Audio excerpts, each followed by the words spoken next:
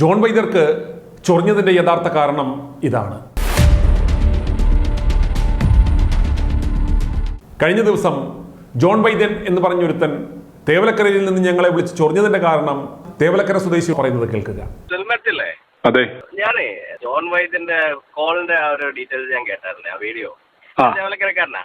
Actually എന്താണ് ഈ ഇവർക്ക് ഇപ്പം ജോൺ വൈദ്യൻ നിങ്ങളെ വിളിച്ച് തെരുവിനുള്ള കാരണം എന്താന്ന് ഞാൻ പറഞ്ഞുതരാം. അതായത് ബെന്യാമിൻ അച്ചായന്റെ പേരില് ഒരു കാര്യമുള്ളത് എല്ലാരും മറന്നിരിക്കുന്നതായിരുന്നു. അത് ഇപ്പൊ ഈ ന്യൂസൊക്കെ വന്നപ്പോ ഒന്ന് പൊങ്ങി വന്നു. അതുകൊണ്ടാണ് ഇദ്ദേഹത്തിന് ദേഷ്യം വന്നത്. ഈ അമ്മച്ചി ആദ്യത്തെ കല്യാണം കഴിച്ചപ്പോ അദ്ദേഹത്തിന് വേറെ ചില പ്രശ്നങ്ങളൊക്കെ ആയിട്ട് അവർ ഇമീഡിയറ്റ് ആയിട്ട് സെപ്പറേറ്റ് ആയി. ഇമീഡിയറ്റ് ആയിട്ട് സെപ്പറേറ്റ് ആയ ഉടനെ വർഷങ്ങൾക്ക് മുമ്പ് നടന്ന കാര്യമാണ്, ഈ അമ്മച്ചി ചെറുപ്പത്തിലുള്ള കാര്യം. ഇമീഡിയറ്റ് ആയിട്ട് സെപ്പറേറ്റ് ആയപ്പോ ഈ അമ്മച്ചിയുടെ ഒരു ആങ്ങള ദുബൈയിലുണ്ട്. നിങ്ങളുടെ അടുത്തേക്ക് ഈ അമ്മച്ചിയെ കൊണ്ടുവന്നു. അവര് ഓട്ടോമാറ്റിക്കായിട്ട് പോരുന്നു. ആ സമയത്ത് വർഷങ്ങൾക്ക് മുമ്പ് അവർ ദുബൈയിൽ വന്ന് താമസിച്ചു. ആ കാലത്ത് ഈ ബെന്യാമിൻ അച്ചായൻ തൊട്ടടുത്തായിരുന്നു ദുബൈയിൽ താമസിച്ചിരുന്നത്. എന്ത് പറ്റിയെന്ന് വെച്ചാല് ഈ ബെന്യാമിൻ അച്ചായന്റെ ഒറിജിനൽ ഭാര്യ ഗർഭിണിയായി നാട്ടിലോട്ട് പോയി.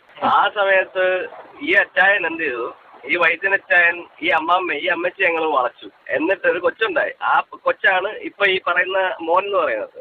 അതിനുശേഷം നാട്ടിൽ പ്രശ്നമാകും, എല്ലാം കുഴപ്പമാകും എന്ന് അറിഞ്ഞ സമയത്താണ് അവര് ഒരു കല്യാണം എന്ന ഡോക്യുമെന്ററി കല്യാണം നടത്തിയത്. അല്ല, അവർ കല്യാണം ഒന്നും റിയലി കഴിച്ചിരുന്നില്ല. അതിനുശേഷം ഈ സംഭവം വളരെ രഹസ്യമായിട്ട് ഈ വൈദ്യൻ കുടുംബത്തിന് വലിയ തട്ടുകൾ ഉണ്ടാകാതിരിക്കാൻ വേണ്ടിയിട്ട് രഹസ്യമായിട്ട് അങ്ങനെ പൊയ്ക്കൊണ്ടിരുന്ന കാര്യം. എന്നിട്ട് അദ്ദേഹം ഒക്കെ ശരിയാണ്, ബാംഗ്ലൂരിലേക്ക് പോയി, അവിടെ വെച്ച് മരിച്ചുപോയി.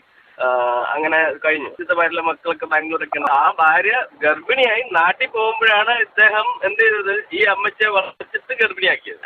ഈ സംഭവം അങ്ങനെ അങ്ങ് മറന്നു കിടന്നിരുന്നതായതുകൊണ്ട് ഇപ്പൊ ഈ ഒരു ഇഷ്യൂവിന്റെ പുറത്ത് ഇത് ഇങ്ങനെ അങ്ങോട്ട് പൊങ്ങിയപ്പോ ചില വൈദ്യന്മാർക്ക് പിടിക്കുന്നില്ല. അതുകൊണ്ടാണ് വിളിച്ച് ഇങ്ങനെ പറഞ്ഞത്. ഞാൻ തേവലക്കരക്കാരനായതുകൊണ്ട് എനിക്കിത് അറിയാം. പേരൻസൊക്കെ നന്നായിട്ട് പറഞ്ഞു തന്നിട്ടുണ്ട് ഈ സംഭവത്തെ കുറിച്ച്. കാരണം അത് മാത്രമല്ല, ഈ ബെന്യാമിൻ അച്ചായന്റെ വീടുമായിട്ട് എനിക്ക് നല്ല അടുത്ത ബന്ധമുണ്ട്. അദ്ദേഹത്തിന്റെ ചേട്ടന്റെ മോനായിട്ട് പേര് ഞാൻ പറയുന്നില്ല, ചേട്ടന്റെ മോൻ എനിക്ക് വളരെ അടുത്ത ബന്ധമുണ്ട്. ഈ സംഭവം ഇതാണ് കാര്യം.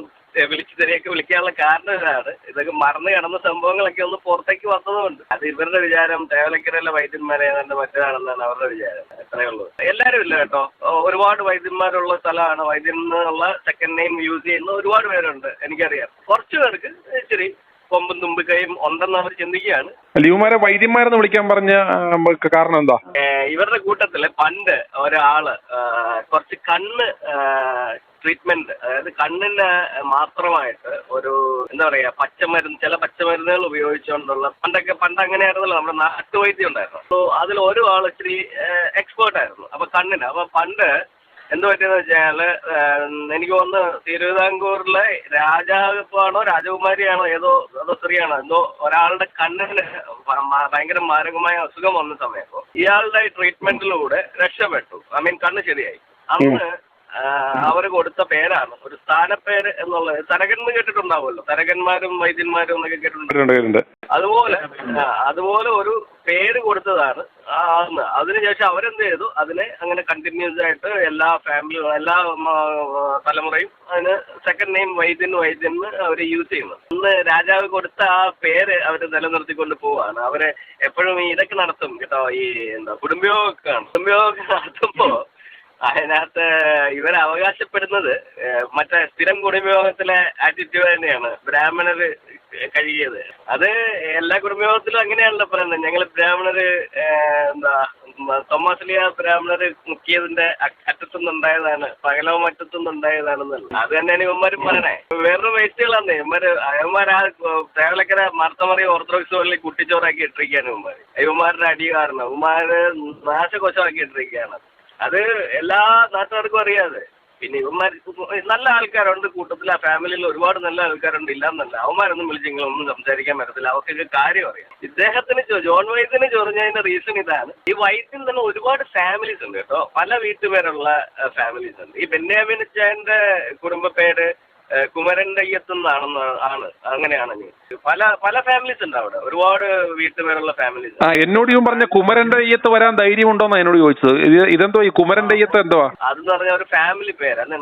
അച്ഛന്റെ വീട്ടുപേരെന്താണ്, അതുപോലെ ഒരു വീട്ടുപേരാണ് കുമരന്റെ അയ്യത്ത് എന്ന് പറയുന്നത്. വീട്ടുപേര് പറയുന്നത് അതുപോലെ ഒരു വീട്ടുപേര് മാത്രമാണ്. ആ ബെന്യാമിൻ അച്ചായൻ ഈ ഫാമിലി പെട്ട. അപ്പൊ ഉറപ്പായി അദ്ദേഹത്തിന് ചൊറിഞ്ഞിട്ട് വിളിച്ച. അത് മാത്രമല്ല, പുള്ളി നല്ല വെള്ളമായിരുന്നല്ലോ വിളിച്ചപ്പോ, അറിയാമല്ലോ.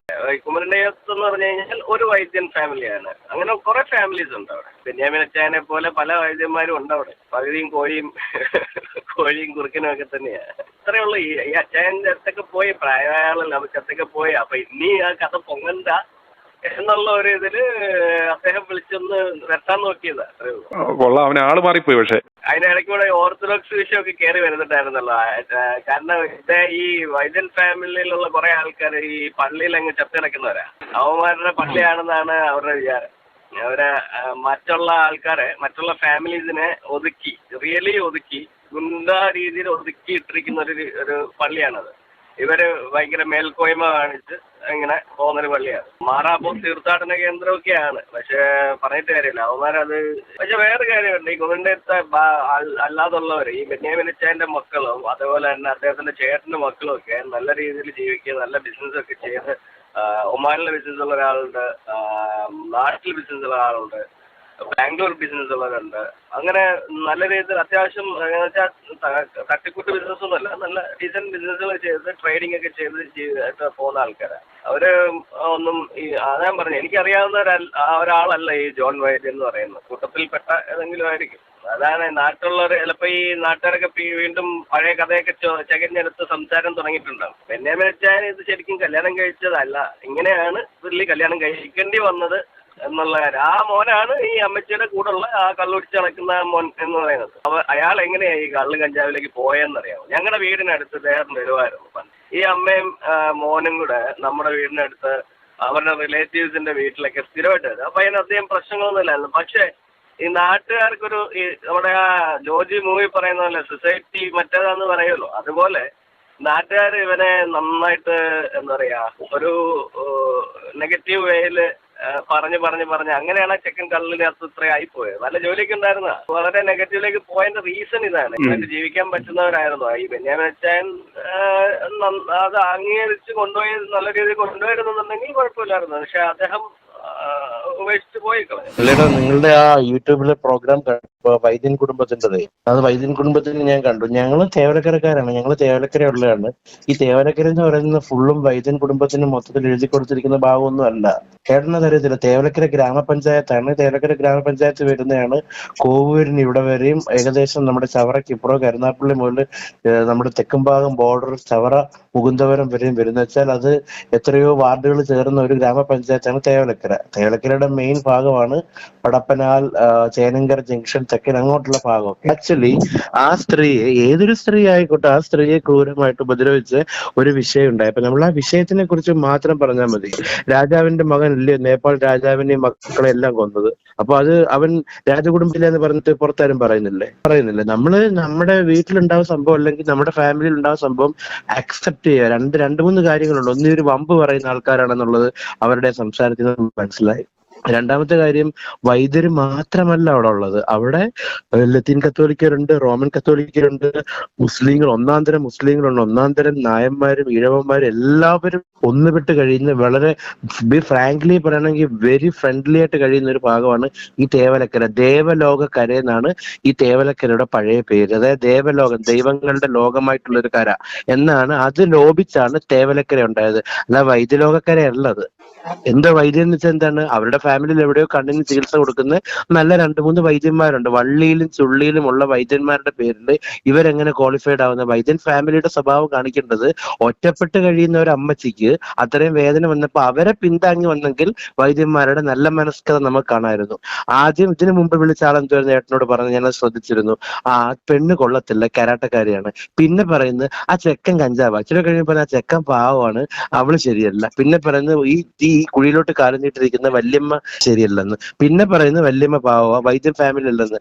വൈദ്യം കെട്ടിക്കൊണ്ട് പോയി കൂടെ പൊറപ്പിച്ചേച്ച് അതിൽ മോൻ ഉണ്ടാകുമ്പം മോൻ പിന്നെ ഏത് പേരിൽ അറിയപ്പെടേണ്ടത്? മോൻ വൈദ്യൻ തന്നെ.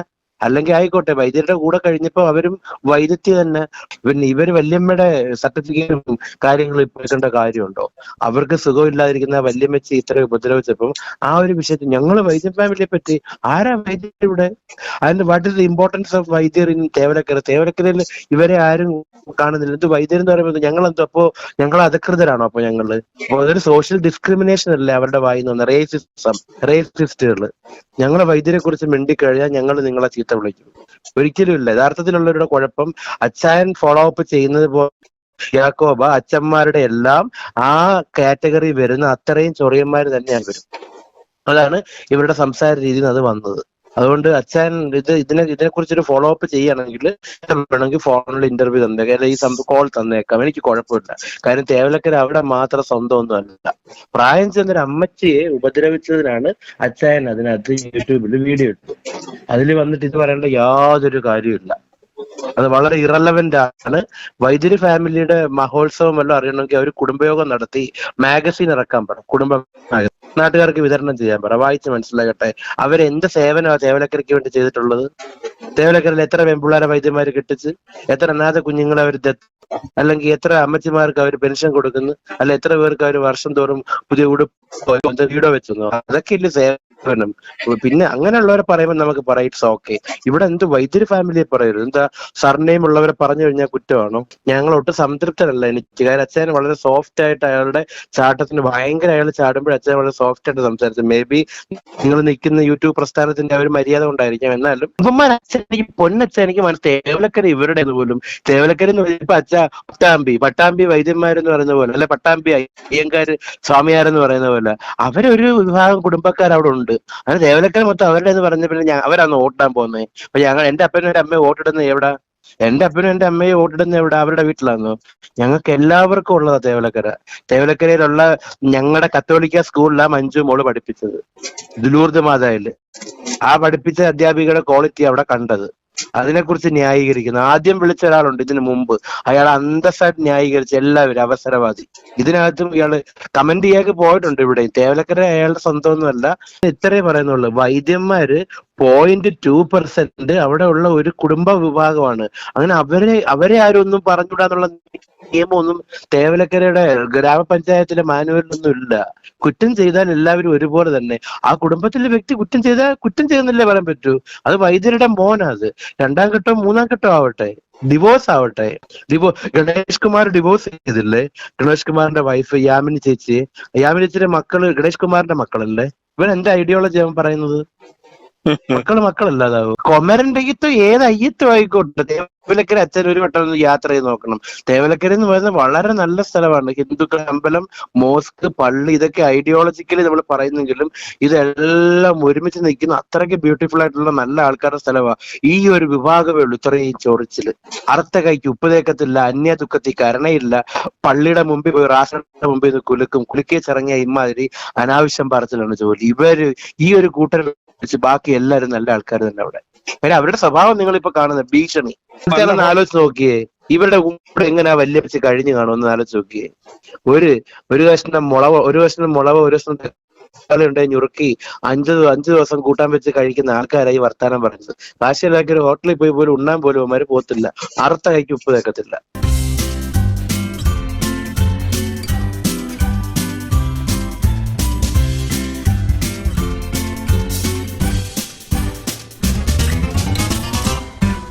i2i ന്യൂസ് സബ്സ്ക്രൈബ് ചെയ്തിട്ടില്ലാത്തവർ ഇപ്പോൾ തന്നെ സബ്സ്ക്രൈബ് ചെയ്യുക.